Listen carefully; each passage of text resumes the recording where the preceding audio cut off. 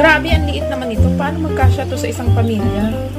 Okay, kung kayo dyan may mga lechon, tayo naman ay mayroon tayong favorite nating ulam na sardinas.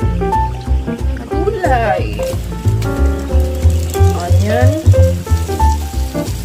Sa onion ng taon. Isusute lang natin yung mga onion. Shaw!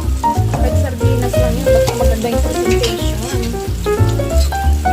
Pagdating din natin ng garlic. Okay, here's my saute vegetables.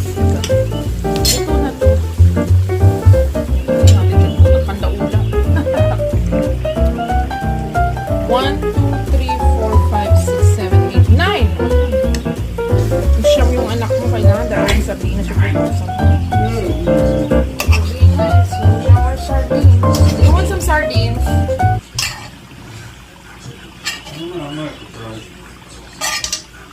Ayan. O, diba? Mukha bang pang inaki tayo pag sardinas yung pagkain natin? Hindi naman. Pwede nga maging special. Ang sardinas. Hindi po yan pagkain ng inapi. Ay, very, very special food.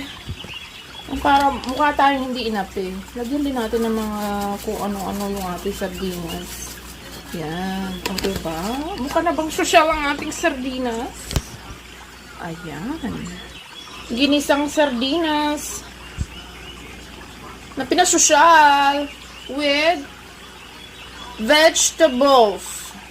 Kuno saute vegetables with sardinas or ginisang sardinas. Ah, so yummy.